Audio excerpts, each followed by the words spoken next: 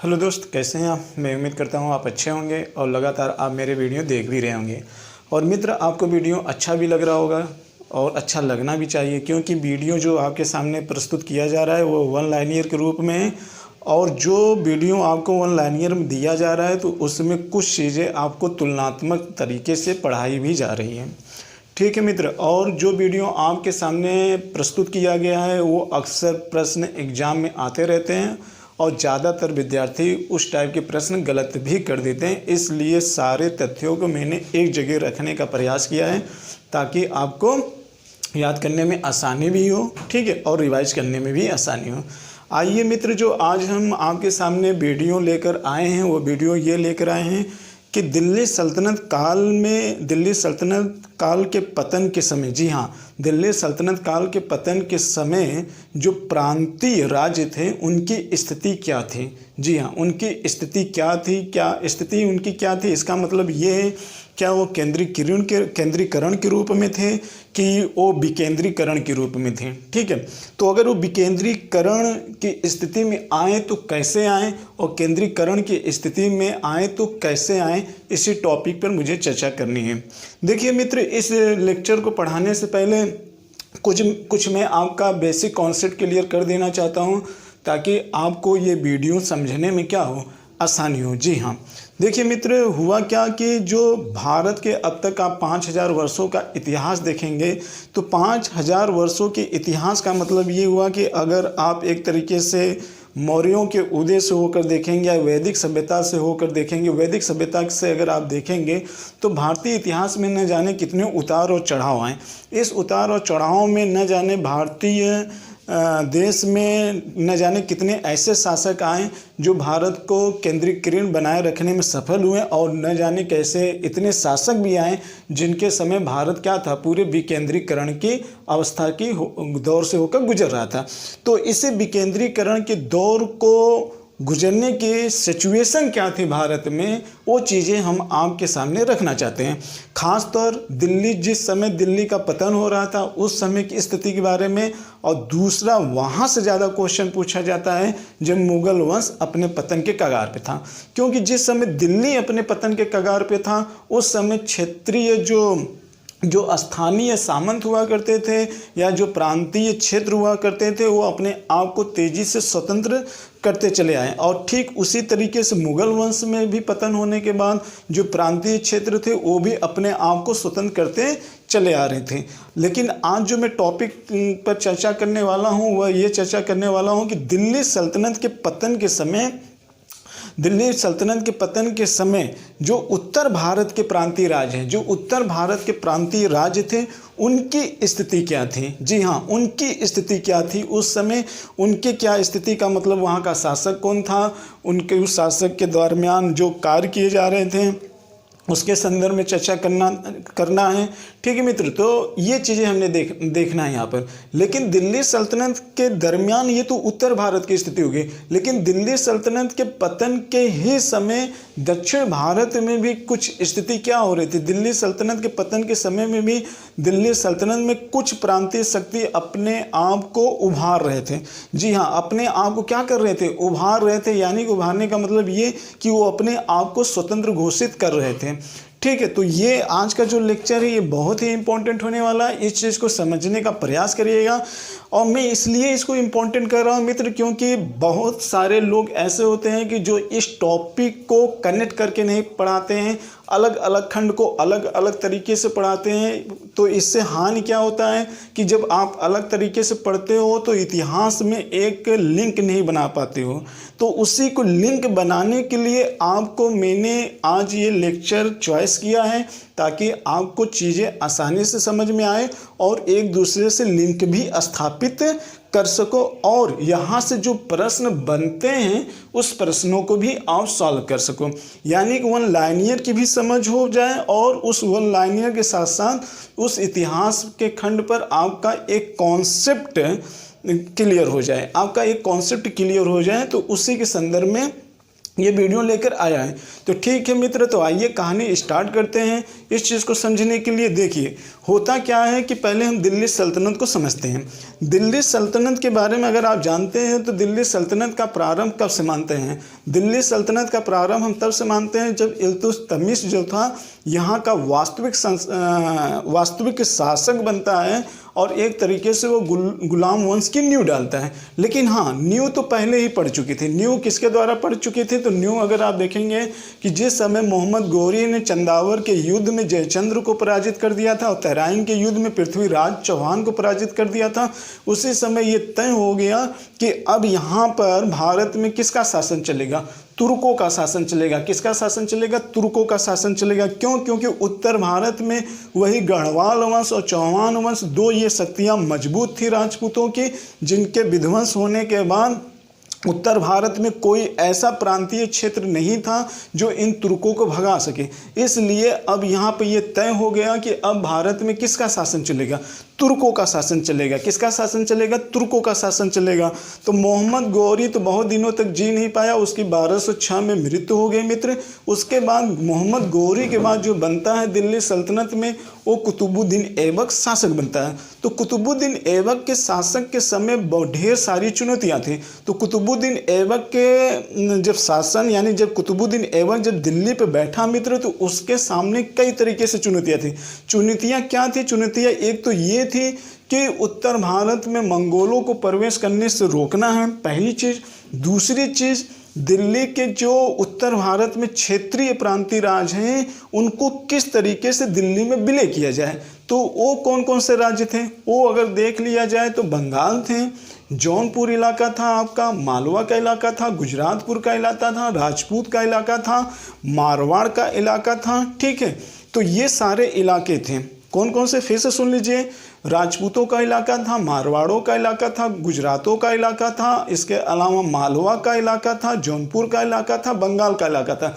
ये दिल्ली सल्तनत के शासकों के लिए एक बड़ी चुनौती थी कि ये उत्तर भारत के जितने भी प्रांतीय राज्य हैं इनको कैसे विलय किया जाए। ये अपने आप में बहुत बड़ी चुनौती थी और इसी को विलय करने के लिए दिल्ली सल्तनत के ढेर सारे शासकों ने तो प्रयास किया।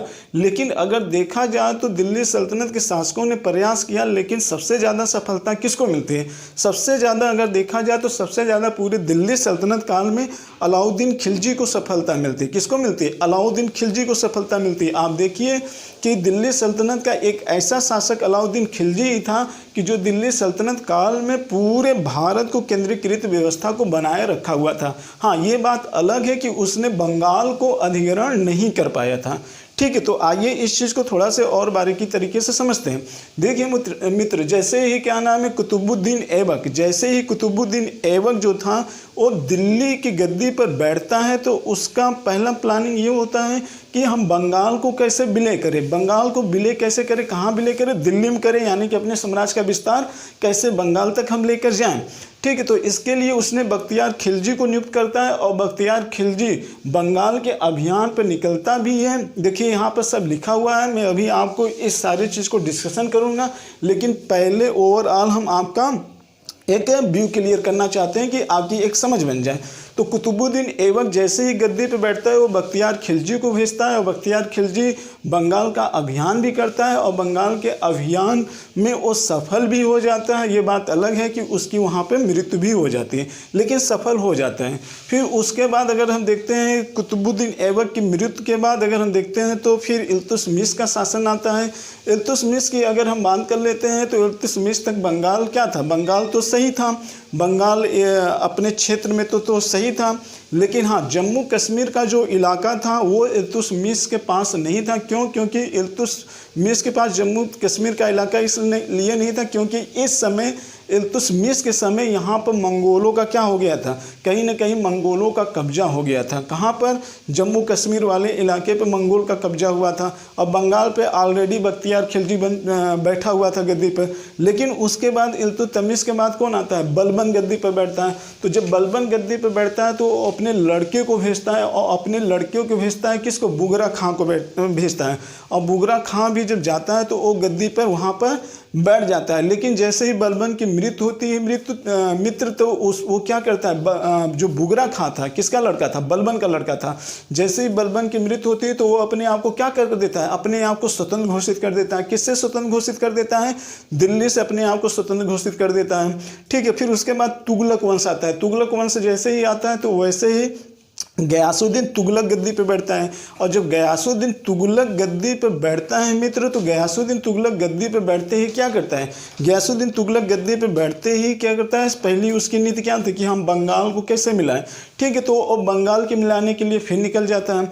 देखिए, बंगाल को मिलाने का एक बहुत बड़ा जटिल कार्य होता था। क्यों? क्योंकि बंगाल दिल्ली से काफ़ी दूर हुआ करता था, इसलिए बंगाल को मिलाना इतना आसान नहीं होता था, और जिसमें दिल्ली सल्तनत के शासकों का बहुत ज़्यादा श्रम जाता था। यही कारण था कि अलाउद्दीन खिलजी ने इसको मिलाने का प्रयास नहीं किया था, बल्कि बंगाल को मिलाने से ज़्यादा उसने सबसे ज़्यादा ध्यान किधर दिया था, दक्षिण भारत की तरफ दिया था। तो थोड़ा सा इस चीज़ को ध्यान में आप रखिएगा। तो होता क्या है यहाँ पे ये होता है कि जब बुगरा खां रहता है तो बलबन तो मृत हो जाती है, तो जब बलबन की मृत हो जाती है तो बुगरा खां अपने आप को स्वतंत्र घोषित कर देता है। उसके बाद गयासुद्दीन तुगलक गद्दी पर बैठता है, और गयासुद्दीन तुगलक जिस समय गद्दी पर बैठता है मित्र, तो वो क्या काम करता है कि बंगाल को नियंत्रित करने के लिए बंगाल को 3 भागों में बांट देता है। जी हाँ, बंगाल को 3 भागों में वो क्या करता है, बंगाल को 3 भागों में बांट देता है। एक उत्तरी बंगाल में बांट देता है, और एक दक्षिणी बंगाल में बांट देता है, और एक पूर्वी बंगाल में बांट देता है। अगर हम आज देखें उत्तरी बंगाल में हम किसको रख सकते हैं, उत्तरी बंगाल में अगर हम देख लेते हैं तो आज का इलाका जो झारखंड का इलाका है, इसके अलावा जो बिहार का इलाका है, फिर पश्चिमी बंगाल का जो इलाका है, ये सब पूरा एरिया उत्तरी बंगाल के ही अंतर्गत आ जाएगा। लेकिन दक्षिणी बंगाल की अगर हम बात करें तो दक्षिण बंगाल की अगर हम बात करें तो बांग्लादेश का कुछ हिस्सा आ जाएगा, और इसके अलावा उड़ीसा का हिस्सा दक्षिणी बंगाल में आ जाएगा। और पूर्वी बंगाल का जो हिस्से की बात कर रहे हैं तो पूर्वी बंगाल का मतलब कि असम, जो पूर्वी आपके 7 स्टेट हैं वो किसके अंतर्गत आ जाएंगे, वो पूर्वी बंगाल के अंतर्गत आ जाएंगे। और साथ ही बांग्लादेश का काफ़ी ज़्यादा हिस्सा भी पूर्वी बंगाल के अंतर्गत आ जाएगा। लेकिन इसको बांटा किसने था, तो इसको गयासुद्दीन तुगलक ने बांटा था, और हर सेक्टर में अपने अपने गवर्नर को उसने क्या कर दिया था, नियुक्त कर दिया था। किसने नियुक्त कर दिया था, गयासुद्दीन तुगलक ने इस चीज़ को क्या कर दिया था, नियुक्त कर दिया था। तो इस चीज़ को आप समझते रहना। लेकिन जैसे ही गयासुद्दीन तुगलक की मृत्यु होती है मित्र, तो गयासुद्दीन तुगलक के मरने के बाद गद्दी पे कौन बैठता है, गद्दी पे बैठता है मोहम्मद बिन तुगलक बैठता है। कौन बैठता है, तो आप देखते हैं कि तुगलक की अगर हम बात करें, लेकिन इसके पहले अगर आप सोचेंगे अलाउद्दीन खिलजी, तो अलाउद्दीन खिलजी तो एक दफ़े सबको क्या किया था, अलाउद्दीन खिलजी यानी कि गुलाम वंश के बाद कौन सा वंश, खिलजी वंश था। तो गुलाम वंश में अलाउद्दीन खिलजी तो आपका जो गुजरात वाला इलाका था, जो मालवा वाला इलाका था, जो मेवाड़ वाला इलाका था, उस सबको उसने क्या किया था, उस सबको उसने विलय कर लिया था। और लेकिन तुगलक वंश जब आता है तो गयासुद्दीन तुगलक के अगर हम समय देख लेते हैं, मैं तो थोड़ा ध्यान रखिएगा, अलाउद्दीन खिलजी जो था वो कहीं ना कहीं बांग्लादेश को भी उसने, जो बंगाल का इलाका था उसने विलय किया हुआ था, और गयासुद्दीन तुगलक उसको बनाए भी हुए था। और एमबीटी का जब शासनकाल आता है तो एमबीटी के शासनकाल में पहला राज्य स्वतंत्र घोषित कौन होता है, बंगाल। जी हाँ, एमबीटी के समय सबसे पहला राज्य स्वतंत्र कौन होता है, बंगाल स्वतंत्र होता है। लेकिन एमबीटी के समय, एमबीटी की अगर समय की बात कर लेंगे आप, तो एमबीटी के समय अगर हम देखेंगे तो मारवाड़, मेवाड़ और इसके अलावा गुजरात, मालवा, और मालवा के साथ साथ आपका जौनपुर, इस पर केंद्रीकरण था। इस पर पूरा केंद्रीकरण किसका था, एमबीटी का समय था। किसका था, एमबीटी का था। लेकिन एमबीटी के समय बंगाल पूरी तरीके से क्या हो गया था, स्वतंत्र हो गया था। तो आपके क्वेश्चन में पूछ सकता है एमबीटी के समय कौन सा ऐसा प्रांत था जो अपने आप को स्वतंत्र घोषित कर लिया था, तो आपको उत्तर देना होगा कि बंगाल था जो अपने आप को स्वतंत्र घोषित कर लिया हुआ था। तो इस चीज़ को थोड़ा ध्यान देना। अब हम आते हैं नेक्स्ट टाइम, मतलब अगला पॉइंट देखते हैं। तो अगला अगर हम पॉइंट देखते हैं तो वहाँ पर हम ये देखते हैं कि जैसे एमबीटी की मृत्यु होती है और फेस्टी की मृत्यु होती है, तो आप देखेंगे कि भारत में किसका आक्रमण होता है, तैमूर का आक्रमण होता है। 1398 में भारत में तैमूर का आक्रमण होता है, वही तैमूर लंग का आक्रमण होता है। और तैमूर लंग के आक्रमण के समय जो भारत की स्थिति थी ये काफ़ी अस्त व्यस्त हो गई, और इसे अस्त व्यस्त का फायदा उठाते हुए जो प्रांतीय प्रांतीय राज्य थे वो अपने आप को क्या करना चालू कर दिए, वो अपने आप को स्वतंत्र घोषित करना चालू कर दिए। अपने आप को क्या घोषित करना चालू कर दिए, अपने आप को स्वतंत्र घोषित करना चालू कर दिए। तो इसका मतलब कि उत्तर भारत क्या हो गया, अपने आप में विकेंद्रीकरण हो गया। विकेंद्रीकरण का मतलब कि जो एक अखंडता की भावना थी वो धीरे धीरे क्या होने लगी, टूटने लगी थी। ठीक है। और उधर एमबीटी के समय ऑलरेडी पहले बहमनी साम्राज्य दक्षिण भारत में और विजयनगर, दो विशाल साम्राज्यों का पतन हो चुका था जो आपस में लड़ रहे थे। और इधर उत्तर भारत में देखेंगे तो बंगाल ऑलरेडी पहले से स्वतंत्र हो चुका था। फिर बाद में जौनपुर भी अपने आप को स्वतंत्र कर लिया, मालवा भी अपने आप को स्वतंत्र कर लिया, गुजरात भी अपने आप को स्वतंत्र कर लिया, मेवाड़ भी अपने आप को स्वतंत्र कर लिया, जम्मू कश्मीर भी अपने आप को स्वतंत्र कर लिया और मारवाड़ भी स्वतंत्र कर लिया। ठीक है मित्र। तो देखिए जौनपुर की अगर हम बात कर लेते हैं तो तैमूर लंग के मृत्यु होने के बाद जौनपुर भी अपने आप को स्वतंत्र कर लिया।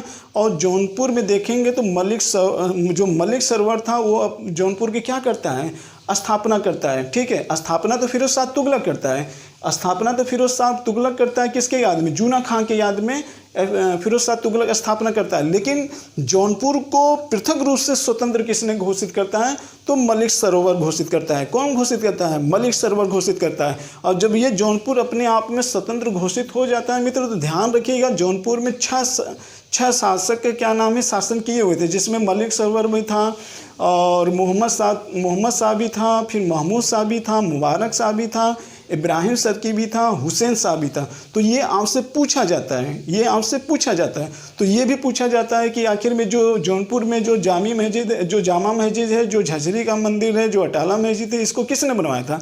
तो ये सब बनवाने वाला कौन था, ये सब बनवाने वाला इब्राहिम सरकी था, पहला चीज़। दूसरा चीज़ आपको ये भी याद करना होगा कि जौनपुर का अंतिम शासक कौन था, तो हुसैन शाह सरकी था। फिर आपको ये भी पूछा जाता है कि आखिर में सबसे पहले यानी कि जौनपुर में वो कौन सा शासक था जिसने सुल्तान की पदवी धारण किया था। तो सुल्तान की पदवी धारण करने वाला कौन था, तो सुल्तान की पदवी धारण करने वाला जो था वह मुबारक शाह सरकी था। कौन था, मुबारक शाह सरकी था। इस चीज़ को आप याद कर लीजिएगा। हाँ, लेकिन सबसे ज़्यादा जौनपुर को क्या बोला जाता था, जौनपुर को क्या नाम है, भारत का सिराज बोला जाता था। जौनपुर को क्या बोला जाता था, भारत का सिराज बोला जाता था। क्यों जौनपुर को भारत का सिराज बोला जाता था, क्योंकि इब्राहिम सरकी के शासन काल में ही ये विद्वानों का क्या था, विद्वानी के एक तरीके से शरण स्थली बोली जाती थी। हर देश विदेश के लोग आकर जौनपुर में शिक्षा ग्रहण करते थे। क्यों, क्योंकि जौनपुर के शासकों कहीं ना कहीं यहाँ के जो बुद्धिजीवी वर्ग रहा करते थे उनको प्रमोट करने के लिए वो काफ़ी धन खर्च किया करते थे। इसीलिए जौनपुर को भारत के सिराज की पदवी दी गई। और मैं आपको ये बता भी देना चाहता हूँ कि जौनपुर जो था वह दिल्ली सल्तनत काल में भारत की पूर्वी राजधानी के रूप में भी जाना जाता है। दिल्ली सल्तनत काल में जौनपुर को भारत की पूर्वी राजधानी के रूप में भी जाना जाता है। इस चीज़ को भी आप ध्यान में बैठा लीजिएगा। ठीक है। यहाँ पे जैसे लिखा हुआ है, अगर आप जौनपुर के बारे में देखते हैं तो ये सारी चीज़ें यहाँ पर लिखी गई हुई हैं। ठीक है मित्र, ये सारी चीज़ें जो लिखी गई हैं वो सारी चीज़ें मैंने आपको बताया। हाँ, एक चीज़ आप थोड़ा सा ध्यान रखिएगा, जो मलिक सरवर था ये मलिक उस सर्क की पदवी धारण किया था। किसकी पदवी धारण किया था, मलिक उस सर्क की इसने क्या किया था, पदवी धारण किया हुआ था। तो ये जौनपुर की सारी क्या थी, विशेषताएं थी। और एक चीज़ मैं आपको ये बता देना चाहता हूँ कि जौनपुर को भारत का सिराज कहा जाता है, जबकि बंगाल को क्या कहा जाता है, बंगाल को सिराज ए हिंद कहा जाता है। बंगाल को क्या कहा जाता है, सिराज ए हिंद कहा जाता है। जबकि जौनपुर को क्या कहा जाता है, जौनपुर को कहा जाता है भारत का सिराज। तो जौनपुर की इतिहास की कहानी के बारे में आपको पता हो गया। हाँ, एक चीज़ आप थोड़ा सा और ध्यान रखिएगा कि जैसे ही तैमूर लंग का अटैक होता है तो जौनपुर अपने आप को तो स्वतंत्र घोषित कर लेता है, लेकिन इस पर अटैक किसका होता है, बहलोल लोदी का होता है। तो बहलोल लोदी जौनपुर को तो मिला जरूर लिया था मित्र, बहलोल लोदी जौनपुर को मिला लिया था जरूर, लेकिन फिर जौनपुर अपने आप को क्या कर लिया था, स्वतंत्र घोषित कर लिया था। और अंतिम रूप से अगर देखा जाए तो जौनपुर को आगे चलकर किसने मिलाया था, जौनपुर को आगे चलकर सिकंदर लोदी ने जौनपुर को मिलाया था। ये चीज़ थोड़ा सा आपको ध्यान में रखना होगा। बहलोल लोदी ने मिलाया था, लेकिन उसके समय क्या हुआ था, जौनपुर स्वतंत्र हो गया था, लेकिन अंतिम रूप से मिलाने वाला कौन था, सिकंदर लोदी था। जौनपुर को मिला लिया और फिर जौनपुर के जब मिला लिया गया तो मुगल वंश तक वो क्या था, जौनपुर मुगल वंश का हिस्सा बना ही रहा। ठीक है, इतनी बात तो आपको समझ में आ गई होगी। अब हम देखते थे बंगाल के बारे में मैंने आपको कहानी बताई दी, बख्तियार खिलजी के बारे में बता दिया, गयासुद्दीन तुगलक के बारे में बता दिया, बुगरा खां के बारे में बता दिया। और बंगाल में जो मित्र 3 भागों में डिवाइड था, तो ये आप जान लीजिए बंगाल को गयासुद्दीन तुगलक ने 3 भागों में डिवाइड किया था। एक उसने उत्तरी बंगाल में, दूसरा पूर्वी बंगाल में और तीसरा दक्षिणी बंगाल में। तो ये चीज़ें मैंने आपको बताया। तो आपको थोड़ा सा ध्यान रखिएगा कि जो उत्तरी बंगाल है इसे हम लखनौती के नाम से जानते हैं, और जो पूर्वी बंगाल है इसको हम सोनार के नाम से जानते हैं, और जो दक्षिणी बंगाल है इसे हम सतगांव के नाम से जाने जाते हैं। तो कभी आपसे ये एग्जाम में पूछ देगा कि गयासुद्दीन कौन वो शासक था जिसने बंगाल को 3 भागों में डिवाइड किया था, तो आपको बताना होगा गयासुद्दीन तुगलक। तो ये भी पूछ सकता है कि उत्तरी बंगाल को किस नाम से जाना जाता था, तो आपको बताना होगा कि उत्तरी बंगाल को लखनौती के नाम से जाना जाता था, और पूर्वी बंगाल को सोनार के नाम से जाना जाता था। दक्षिणी बंगाल को किस नाम से जाना जाता था? सतगांव के नाम से जाना जाता था। तो ये चीज़ें आपको याद करनी होगी, जो आपके एग्जाम से दृष्टि से क्या है मित्र, इम्पॉर्टेंट है। ठीक है, इसके बाद अगर हम कश्मीर की बात कर लेते हैं, तो देखिए कश्मीर का इतिहास तो आपने सुना होगा। कश्मीर के अगर इतिहास के बारे में देख लेंगे तो उसके पहले आप देखेंगे कि दिल्ली सल्तनत से पूर्व कश्मीर में 3 वंश हुआ करते थे, जिसमें आप देखे होंगे कारकोट वंश, लोहार वंश, और इसके अलावा आप दुर्बल वंश वगैरह देखे होंगे। लेकिन इन वंशों के ये वंश तो ठीक थे, ठीक है, ये वंश तो अपने आप में चल रहे थे, जम्मू कश्मीर थे। लेकिन बाद में क्या हुआ, मंगोलों का आक्रमण हुआ। जी हाँ, जिस समय दिल्ली सल्तनत काल में इल्तुतमिश शासन कर रहा था, उसी समय यहाँ पर मंगोलों का आक्रमण हुआ, और मंगोलों ने कश्मीर को बुरी तरीके से ध्वस्त कर दिया था। और उसके पहले अगर आप देखेंगे तो फिर अगर देखेंगे 14वीं शताब्दी के आसपास देखेंगे, 14वीं शताब्दी के प्रारंभ में मंगोलों का यहाँ पर भयंकर अटैक हुआ था। अलाउद्दीन खिलजी के समय देख लीजिए, मंगोलों का भयंकर अटैक हुआ था, और यहाँ तक कि अलाउद्दीन खिलजी ने अपने किले को सुरक्षित करने के लिए जफर खां को नियुक्त किया था।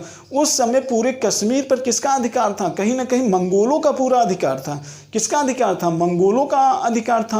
और मंगोलों से पहले किसका अधिकार था? महमूद गजनवी ने भी कुछ क्षेत्रों पर अटैक किया था। लेकिन महमूद गजनवी की अगर बात कर लेंगे तो महमूद गजनवी भारत पर कब अटैक किया था? 1001 में अटैक किया था। ठीक है, तो उसका आवागमन 1025 तक यहाँ पर बना रहा। फिर उसके बाद कुछ समय का गैप होता है, फिर कश्मीर पर अटैक कौन करता है? मंगोल अटैक करते हैं। तो अपने आप में कश्मीर का भी जो शासक था, तो जैसे ही मंगोल चले जाते हैं तो फिर कुछ शासक वहाँ आते हैं जो अपने आप को स्वतंत्र घोषित करते हैं।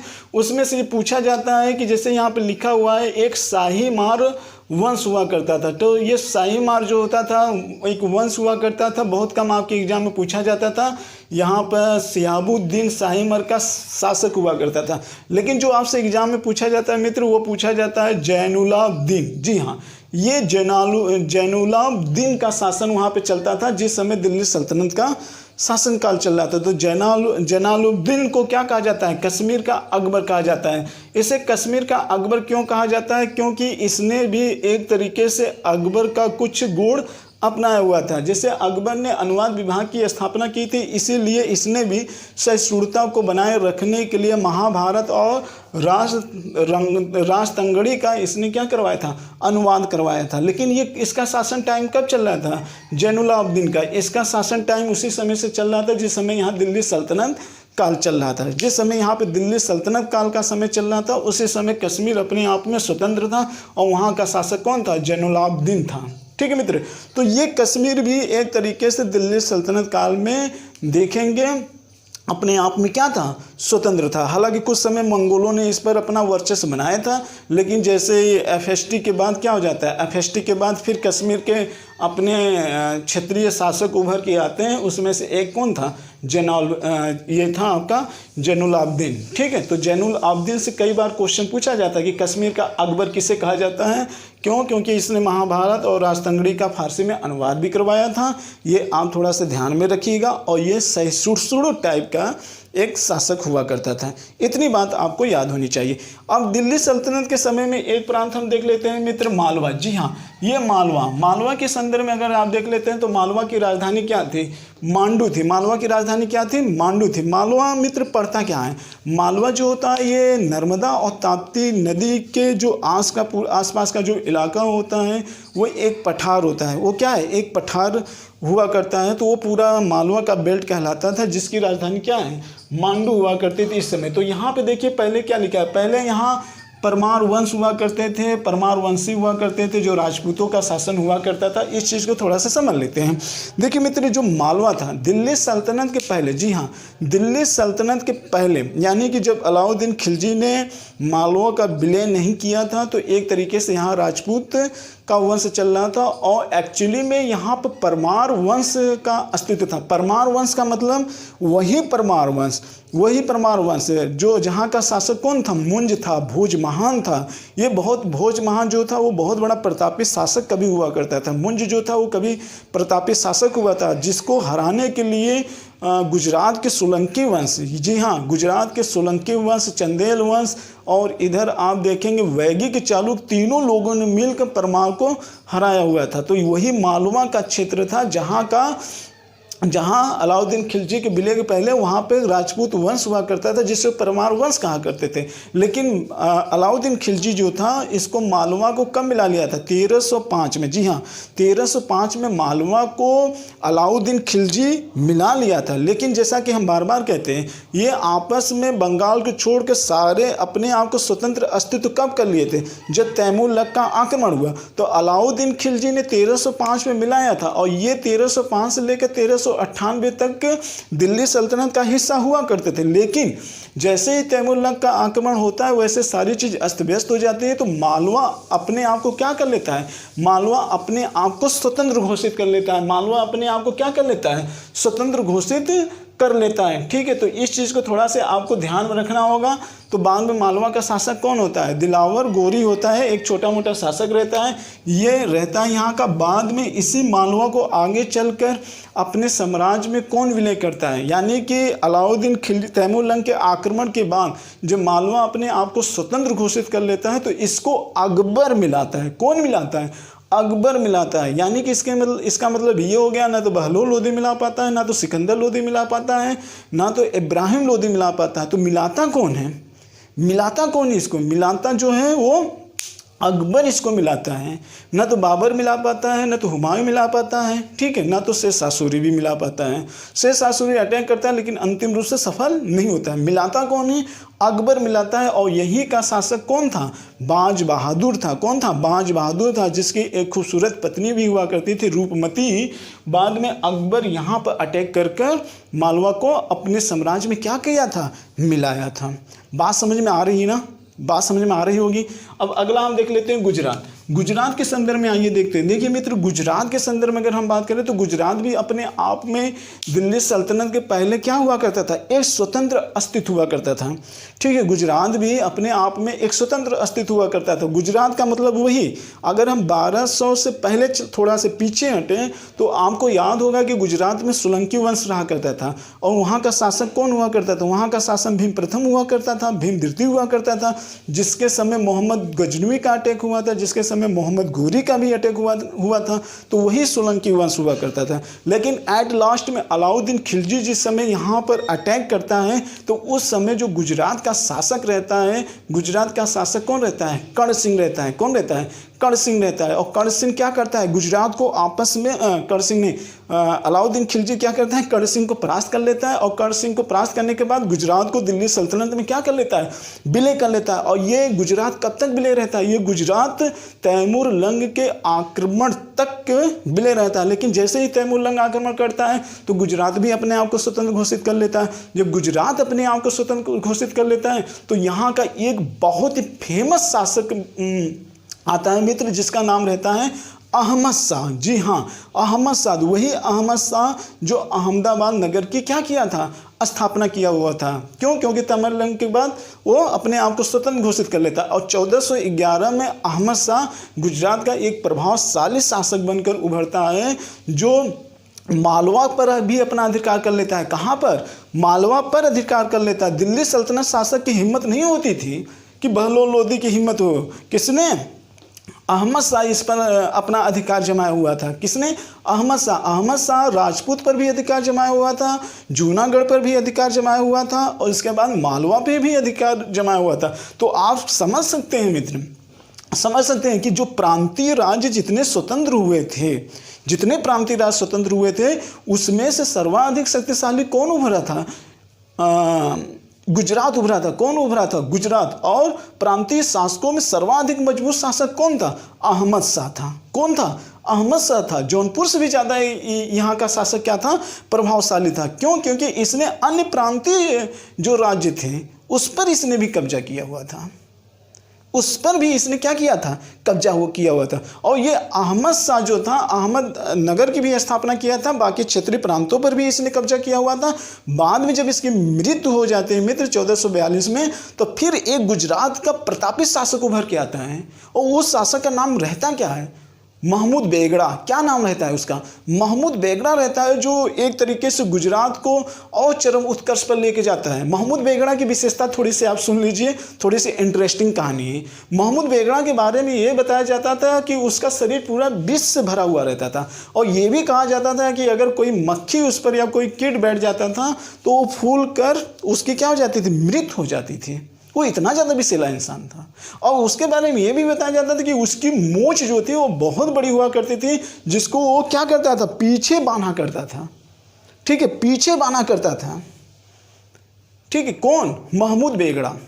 और महमूद बेगड़ा द्वारका पर भी अपना कब्जा किया हुआ था। उस समय द्वारका था, एक बंदरगाह के रूप में द्वारका उस समय प्रयोग हुआ करता था। महमूद बेगड़ा द्वारका पे भी कब्जा किया हुआ था। क्यों? क्योंकि जो दक्षिण भारत के से व्यापार करके मक्का जाते थे, जो जहाज जाते थे, उसको समुद्री लुटेरे डाकू लूट लिया करते थे, उसको लूट लिया करते थे। तो उनकी सुरक्षा करने के लिए महमूद बेगड़ा द्वारका पर क्या किया था? कब्जा किया हुआ था, नियंत्रण करने के लिए। और आपको मैं बता दूं, पूरे यूरोपीय का भारत में आना के पीछे जो कारण होता है, एक दिन यही कारण बन के उभरता है। ठीक है, हालांकि वो अलग स्टोरी है, मैं वहीं उस पर चर्चा नहीं करूंगा। लेकिन पहले यहाँ पे जान लीजिए कि महमूद बेगड़ा जो था वह टैक्स वसूला करता था। मक्का से जो दक्षिण एशियाई की तरफ या जो दक्षिण भारत से मसाले का व्यापार करते थे उनसे भी टैक्स वसूला करता था, जो इधर की जहाज़ें जाती थी उनसे भी वो टैक्स वसूला करता था। और महमूद बेगड़ा बहुत लंबा चौड़ा, काफ़ी ताकतवर भी शासक था, गुजरात का रहने वाला था। और ये भी बताया जाता था कि उस समय दिल्ली सल्तनत में किसका शासन था? बहलोल लोदी का। और बहलोल लोदी से और महमूद बेगड़ा से क्या था? मित्रता का संबंध था। तो जाहिर सी बात है कि बहलोल लोदी जो दिल्ली सल्तनत का शासक था, वो मालवा पर या राजपूत पर अटैक नहीं कर सकता था। क्यों? क्योंकि उस पर गुजरात का क्या था? जो गुजरात के शासक थे उसका कब्जा था। यानी कि कहने का मतलब ये थी, इस समय कहीं दिल्ली सल्तनत से शासक से ज़्यादा ताकतवर कौन था? गुजरात का शासक। और मित्रता होने के नाते युद्ध होने की कोई संभावना ही नहीं बनी। ठीक है, ये महमूद बेगड़ा की एक बहुत बड़ी विशेषता है। और इसके समय आने वाला कौन था? बारबोसा था। जी हाँ, इसके समय आने वाला एक शासक था जिसका नाम था बारबोसा था। बारबोसा जो 1511 में आया हुआ था। और इस समय 1511 में देखेंगे तो विजयनगर में किसका शासन था? कृष्णदेव राय का शासन था। किसका शासन चल रहा था इस समय? विजयनगर का सबसे जो प्रतापी शासक था वो कृष्णदेव राय था। तो अगर कृष्णदेव राय, महमूद बेगड़ा या अहमद शाह या बहलोल लोदी तीनों से अगर पूछ दिया जाए कि सर्वाधिक शक्तिशाली के रूप में कौन था, तो मैं कहूंगा कृष्णदेव राय था। कृष्णदेव राय था। तो इतिहास जो आपको पढ़ना चाहिए मित्र, वो तुलनात्मक तरीके से पढ़ना चाहिए, इससे आपका कॉन्सेप्ट क्लियर होगा। अब आइए देखते हैं। तो महमूद बेगड़ा था, तो गुजरात का समय इस तरीके से होता हुआ गुजरता हुआ चला गया। आपने देखा कि राजपूतों से होते हुए दिल्ली सल्तनत के अलाउद्दीन खिलजी से होते हुए बहलोल लोदी तक आपने इस चीज़ को देखा। अब जैसे ही मुगल वंश आता है, तो मुगल वंश के समय यहाँ हुमायूं के समय बहादुर शाह शासक रहता है। कौन शासक रहता है? बहादुर शाह शासक रहता है। हुमायूं यहाँ पर अटैक तो जरूर करता है, लेकिन हुमायूं गुजरात को विलय नहीं कर पाता है। तो विलय कौन करता है? अकबर करता है। जी हाँ, अकबर 1572 में बहादुर शाह को पराजित करके गुजरात को क्या करता है? अपने साम्राज्य में विलय कर लेता है। और जिसके उपलक्ष्य में उसने क्या किया था? बुलंद दरवाजा का निर्माण भी करवाया था। किसने? अकबर ने। तो ये गुजरात की विशेषता होगी। तो आपने गुजरात भी देखा, मालवा भी देखा। मालवा को भी विलय किसने किया? अकबर ने किया। तो आप देख क्या रहे हो, आप यही देख रहे हो कि जिस समय तैमूर लंग का आक्रमण हुआ, जो भी क्षेत्रीय प्रांत स्वतंत्र हुए, उसको अकबर और तैमूर लंग के अटैक के बीच में जितने भी शासक आए, चाहे वो सैयद वंश के हो, चाहे वो लोधी वंश के हो, चाहे मुगल वंश के, बाबर, हुमायूं या तो फिर अफगान के सूरी, शेरशाह सूरी क्यों ना हो, विलय नहीं कर पाए। हाँ, शेरशाह सूरी हद तक सफल हुआ था, मेवाड़ को विलय कर लिया था। मेवाड़ को भी शेरशाह सूरी ने पूरी तरीके से विलय नहीं कर पाया था। किया किसने था? अकबर ने किया था। और अकबर ने मेवाड़ पर पूरी तरीके से नहीं कर पाया था, सब पर कर लिया था, लेकिन मेवाड़ पर नहीं कर पाया था। कश्मीर पर भी कर लिया था, बंगाल पर भी कर लिया था, लेकिन मेवाड़ पर नहीं। वही मेवाड़ जहाँ का शासक कौन हुआ करते थे? महाराणा प्रताप, राणा कुंभा, राणा कुंभा के बाद राणा सांगा, राणा सांगा के बाद अमर सिंह, अमर सिंह के बाद महाराणा प्रताप। तो अंतिम रूप से विलय किसने किया था? जहांगीर ने किया था। किसको? मेवाड़। ये जो आपका हिस्सा है राजपूत, ये राजपूत। तो इसके बारे में अगर आप देखेंगे तो आते हैं, राजपूत के बारे में भी सुन लेते हैं। अलाउद्दीन खिलजी के अटैक के पहले, क्योंकि अलाउद्दीन खिलजी दिल्ली सल्तनत में चाहे गोरी आए हो, चाहे कुतुबुद्दीन ऐबक आया हो, चाहे इल्तुतमिश आया हो, चाहे बलबन आया हो, चाहे जलालुद्दीन खिलजी आया हो, उसने इतने शासक मेवाड़ पर कब्जा नहीं कर पाए थे। और इन सब के पहले यहां पे कौन था? वही पृथ्वीराज चौहान, चौहान वंश था ना भाई, उधर का इलाका उनका उधर था। लेकिन अलाउद्दीन खिलजी जब आया, अलाउद्दीन खिलजी आया तो अपने उलुग खां और नुसरत खां सेनापति के द्वारा मेवाड़ पे अटैक किया। और मेवाड़ की उस समय राजधानी क्या थी? चित्तौड़ थी। और वहाँ का शासक कौन था? रतन सिंह था। तो रतन सिंह को पराजित करके मेवाड़ को अलाउद्दीन खिलजी ने अपने में मिला लिया था। लेकिन जैसे अलाउद्दीन खिलजी की मृत्यु होती है तो रणथंभौर का एक शासक हुआ करता था हमीर, और राजपूत पर अधिकार कर लिया। लेकिन अलाउद्दीन खिलजी के मृत्यु के बाद गयासुद्दीन तुगलक आते हैं, एमबीटी आते हैं, फिरोज शाह तुगलक आते हैं, अब अन्य दिल्ली सल्तनत के शासक आते हैं, लेकिन मेवाड़ को मिला नहीं पाते हैं। फिर हमीर के बाद वहाँ पर मेवाड़ में राणा कुंभा, फिर राणा सांगा, जिससे बाबर से युद्ध हुआ था। हाँ, बाबर ने युद्ध लड़कर राणा सांगा को पराजित करके इस चीज को क्या किया था? मिलाने की कोशिश किया था, लेकिन मिला नहीं पाया था। ध्यान रखिएगा, मिला नहीं पाया था। राणा सांगा को तो पराजित किया था, लेकिन बाबर ने मिला नहीं पाया था। हाँ, इब्राहिम लोदी को परास्त करके वो दिल्ली सल्तनत पर जरूर बैठ जाता है, लेकिन मेवाड़ पर पूरी तरीके से अधिकार नहीं कर पाता है। बाद में अमर सिंह बैठता है, अमर सिंह से हुमायूं से युद्ध चलता रहता है, और फिर उनसे भी, अकबर से भी युद्ध चलता रहता है। महाराणा प्रताप आगे चल के आते हैं तो उनसे भी युद्ध चलता रहता है। बाद में जहांगीर उससे मित्रता करके मेवाड़ को आपस में मिला लिया। तो बात तो समझ में आ रही होगी। एक आपके सामने लिखा हो गया मारवाड़। जी हाँ, मारवाड़ ऑलरेडी, मारवाड़, हाँ ये चीज़ थोड़ा सा ध्यान दीजिएगा। जो राजपूत है ये आधुनिक काल में जो मेवाड़ का इलाका पड़ता है, ये राजस्थान के किस क्षेत्र में? उदयपुर क्षेत्र में। राजस्थान के उदयपुर जिला के पास ही मेवाड़ पड़ता है। और मारवाड़ जो पड़ता है ये कहाँ पड़ता है? ये जोधपुर में पड़ता है। कहाँ पर? जोधपुर। इस समय एक चैनल बहुत फेमस है जोधपुर का, निर्मल गहलोत के द्वारा चलाया जा रहा है, जोधपुर उत्कर्ष कोचिंग। बहुत परोपकार वाला काम वो कर रहे हैं, बहुत परोपकार, इसमें कोई दो राय नहीं। तो जोधपुर में जो वंश चल रहा था वो मारवाड़ का चल रहा था, जहाँ पर अकबर ने वैवाहिक संबंध के माध्यम से, वही जोधपुर जहाँ की जोधाबाई रहने वाली की थी, जहाँ का नाम रहने वाले मान सिंह रहा करते थे, भगवान दास रहा करते थे, वही जोधपुर की बात करता हूँ मैं। वहाँ पर उन्होंने वैवाहिक संबंध के माध्यम से अकबर ने मारवाड़ को मुगल वंश में मिला लिया। तो आप देख क्या रहे हो? आप यही देख रहे हो कि दिल्ली सल्तनत काल के पहले इनकी क्या स्थिति थी, फिर दिल्ली सल्तनत जब आता है तो फिर क्या स्थिति होती है, टर्निंग पॉइंट कौन मिलता है दिल्ली सल्तनत में। 2 टर्निंग पॉइंट याद करिएगा, एक अलाउद्दीन खिलजी के बारे में और दूसरा टर्निंग पॉइंट जो है तैमूर लंग का आक्रमण। दोनों में क्यों बता रहा हूँ, दोनों में इसलिए बता रहा हूँ कि अलाउद्दीन खिलजी इन लोगों को विलय किया, और तैमूर लंग के बारे में इसलिए मैं बता रहा हूँ क्योंकि इसके समय ये सारे जो प्रांतीय राज्य थे ये अपने आप में क्या हो गए, स्वतंत्र हो गए। और फिर दिल्ली सल्तनत का कोई शासक इनको पूरी तरीके से विलय नहीं कर पाया था।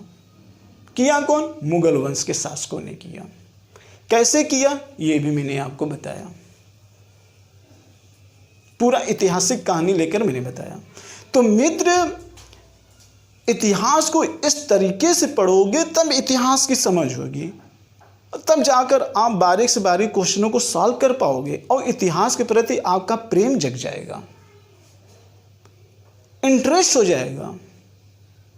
आपको ये नहीं लगेगा कि मैं इतिहास पढ़ता हूं, आपको ये लग रहा होगा कि मैं इतिहास में जी रहा हूं। और वही व्यक्ति का समाज अच्छा होता है जो वास्तव में हमेशा वो इतिहास में जीता हो। इतिहास में जीने वाला ही व्यक्ति वर्तमान अच्छा कर पाता है और उसी के बल पे भविष्य भी अच्छा हो सकता है। तो मुझे लगता है कि ये जो मैंने सारी चीज़ें आपको बताई ये समझ में तो आ गया होगा आपका। अगर किसी भी तरीके का डाउट होगा तो आप प्लीज़ कमेंट करिएगा, मैं वो सुधार करने की पूरी कोशिश करूँगा, लेकिन हाँ समझने की पूरी कोशिश करिएगा। तो देखिए फिर से मैं बता दे रहा हूँ, ध्यान से सुन लीजिएगा, भागिएगा मत, सुनिएगा, पहले सुन लीजिएगा, बहुत इंपॉर्टेंट टॉपिक है, ठीक है। जल्दबाजी नहीं। दिल्ली सल्तनत के पतन के समय, यानी जिस समय तैमूर लंग का आक्रमण हुआ और अलाउद्दीन खिलजी के समय इनकी क्या स्थिति थी, और दिल्ली सल्तनत के पहले भी इनकी क्या स्थिति थी, वहाँ से जोड़ लेना।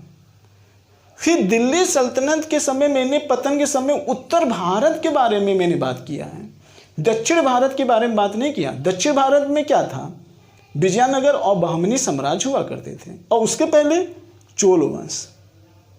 लेकिन फिर अगला आएगा दिल्ली सल्तनत में मुगल वंश आएगा।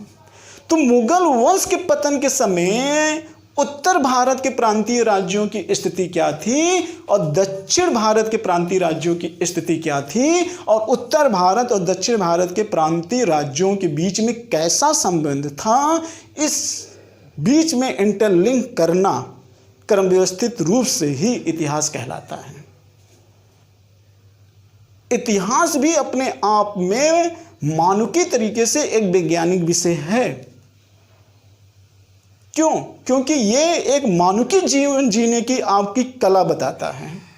मानवीय जीवन जीने की जो कला बताए वो इतिहास है, वो इतिहास है।